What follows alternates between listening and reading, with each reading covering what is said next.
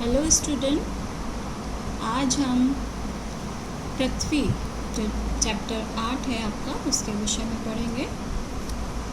वैसे तो सब जानते ही हैं, लेकिन पृथ्वी के गर्भ में कितना खजाना भरा हुआ है ये सब हम जानते हैं, लेकिन आज हम थोड़ा सा विस्तार से उसके विषय में पढ़ेंगे, क्योंकि पृथ्वी से हमें सभी प्रकार की बहुमूल्य वस्तुएं प्राप्त होती हैं।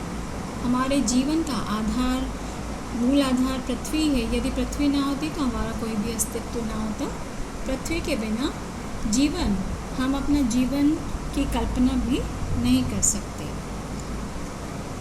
पृथ्वी पर जड़ चेतन सभी को धारण करने वाली पृथ्वी का धरित्री अथवा धरती नाम उचित ही है। यानी जड़ और चेतन, यानी जितने भी आपके नॉन लिविंग थिंग हैं, जितनी आपके लिविंग थिंग्स हैं, वो सब पृथ्वी पर ही रहते हैं। इसीलिए धरित्री यानी धारण करने वाली या धरती उसका नाम पड़ा। इसी पर हम रहते हैं, यहीं हमें भोजन और वस्त्र मिलते हैं, और इसी से हम विविध प्रकार की उपयोगी एवं बहुमूल्य वस्तुएं प्राप्त करते हैं। जैसे अनाज है, आपके अनाज में गेहूँ, चावल, अन्न आदि तथा जितने भी फल हैं, सब्जियां हैं, वो कहाँ से मिलती हैं? हमें धरती पर ही उत्पन्न होती हैं। सोने, चांदी, हीरा, माणिक्य आदि रत्नों की खान भी कौन है? पृथ्वी ही है। यानी इसके गर्भ से हमें ये सारी बहुमूल्य धातुएं मिलती हैं। इसीलिए पृथ्वी का नाम रत्नगर्भा भी पड़ा है। हम जानते हैं कि पृथ्वी अपनी कीली पर झुकी लट्टू की भांति घूमती हुई सूर्य की परिक्रमा करती रहती है। इसके फलस्वरूप हमारे दिन और रात होते हैं, और कभी रात और दिन कैसे होते हैं? छोटे होते हैं तो कभी बड़े होते हैं। इसी के कारण हमारी ऋतुएं भी परिवर्तित होती रहती हैं। पृथ्वी पर कहीं निरंतर बर्फ से ढकी रहती है, तो कहीं सूर्य की प्रचंड अग्नि की वर्षा होती रहती है। 1600 किलोमीटर प्रति घंटे से भी अधिक गति से चलने वाली पृथ्वी बिना झटके दिए हमको घुमाती रहती है। अंतरिक्ष यात्रियों ने पृथ्वी के विशाल गोले के इस नृत्य को अपनी आंखों से देखा है। यानी अंतरिक्ष में जितने भी स्पेस में गए, उन्होंने पृथ्वी को घूमते हुए देखा है। पृथ्वी सौर परिवार का सबसे महत्वपूर्ण ग्रह है। पृथ्वी कैसे और कब बनी, इसकी अभी तक हमें कोई ऐसी प्रमाणिक जानकारी नहीं है। यानी इसके ऐसे कोई हमें प्रमाण नहीं मिलते कि कब ये बनी है, कब इसकी रचना हुई है। हमारी साहित्यिक परंपरा में जल से पृथ्वी की उत्पत्ति मानी जाती है। यानी पृथ्वी जो उत्पन्न हुई उस किससे मानी जाती है? जल से। और वह कमठ की पीठ, कमठ कहते हैं कछुए की पीठ और शेषनाग के फन पर टिकी मानी जाती है। परंतु वैज्ञानिकों ने पृथ्वी की उत्पत्ति सूर्य से मानी है।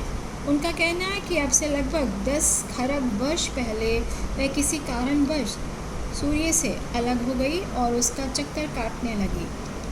उस समय वह वायव्य रूप में थी और उसका ताप भी अधिक था।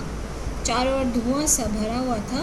धीरे धीरे सहस्रों वर्षों के पश्चात ताप कम होने पर वाष्प कण संगठित हुए। यहाँ पर सहस्रों कहते हैं हजारों वर्षों के बाद, और वाष्प कण कहते हैं यानी जो आपकी स्टीम है, भाप बनना।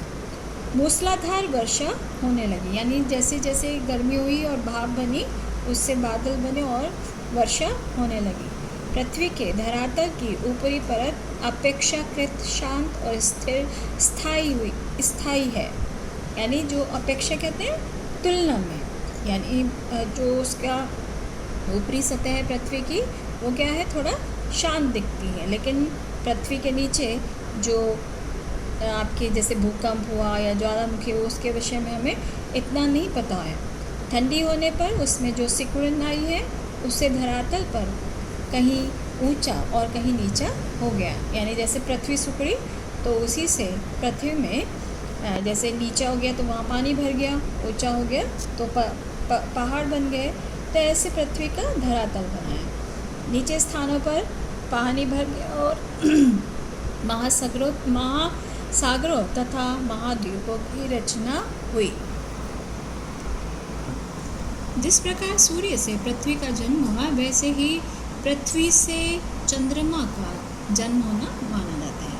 जैसे आप अभी पढ़ चुके हैं कि सूर्य से पृथ्वी का जन्म हुआ, वैसे ही यहाँ पर पृथ्वी से चंद्रमा का जन्म माना जाता है।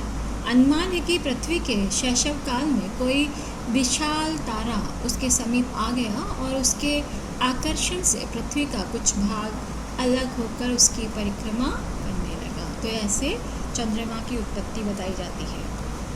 पृथ्वी के गोले की परिधि 40,000 किलोमीटर है और यदि हम पृथ्वी के केंद्र से होकर यात्रा कर सकते तो लगभग 12,800 किलोमीटर आर पार चलकर दूसरी ओर पहुंच जाते। इसका अर्थ यह हुआ कि पृथ्वी के केंद्र से धरातल का प्रत्येक स्थान 6,400 किलोमीटर दूर है, परंतु हम अभी धरातल के नीचे लगभग 3 किलोमीटर तक ही पहुंच पाए हैं। यानी आर पार चले जाते तब होता 12,800 किलोमीटर, लेकिन अभी तक हम धरातल के यानी पृथ्वी के 3 किलोमीटर तक ही पहुँचे अंदर। अतः पृथ्वी के भीतरी भाग का क्या रूप है, इसका प्रत्यक्ष पता नहीं चल सकता। जो कुछ पता चला है वह भूकंप तरंगों तथा पृथ्वी पर गिरने वाले उल्काखंडों के अध्ययन पर ही आधारित है। उल्काखंड देखते हैं जो आकाश से जो उल्कापिंड पृथ्वी पर गिरते हैं। इस अध्ययन के अनुसार यह ज्ञात हुआ कि पृथ्वी के आंतरिक भाग के 2 खंड हैं। एक ऊपरी आवरण कहते हैं ढकने वाला, और दूसरा केंद्रीय क्रोड। ऊपरी आवरण 2,880 किलोमीटर मोटा है और इस आवरण का ऊपरी स्तर केवल 32 किलोमीटर मोटा है। यानी ऊपरी जो ढका हुआ जो है जिससे पृथ्वी ढकी हुई है वह केवल 32 किलोमीटर मोटी है। इसी ऊपरी स्तर पर हम लोग रहते हैं। केंद्र कोड के 2 भाग हैं, एक तरल और दूसरा ठोस। तरल कहते हैं लिक्विड और ठोस यानी एक सॉलिड जो है। ठोस भाग लोहे और निकल आदि अन्य धातुओं का बना है। यानी ये आपकी मेटल्स हैं, लोहा और निकल। जब पृथ्वी ठंडी होकर जीवधारियों के रहने योग्य हो गई तो उस पर वनस्पति और जीव जंतुओं का जन्म हुआ। यानी जब पृथ्वी जो है ठंडी होगी, उसकी सतह है, तो उस पर यानी जो पेड़ पौधे हैं वो उगने लगे और जीव जंतुओं का जन्म होने लगा। वैज्ञानिकों के अनुसार प्राणियों का विकास धीरे धीरे हुआ। धरती के नीचे की शैल परतों से जीवाश्मों के रूप में सुरक्षित प्राणी जगत के अवशेषों से पता चलता है कि सबसे पहले पृथ्वी का जन्म हुआ, जो काई के रूप में थी। तो यहाँ पर आपको दिखाया गया है कि पृथ्वी के जो परत है यानी जो उसकी जो सतह है उसमें जीवाश्मों यानी जो जीव के अवशेष रह गए थे वो एक पत्थर के समान हो गए थे, और वो उन्हीं के शेष भाग से हमें पता चलता है कि सबसे पहले पृथ्वी पर वनस्पति का जन्म हुआ। वनस्पति यानी जो आपके पेड़ पौधे हैं। आज हम यहीं तक करते हैं, अगली वीडियो में आगे हम एक्सप्लेन करेंगे। हम इसी के साथ विराम लेते हैं। धन्यवाद।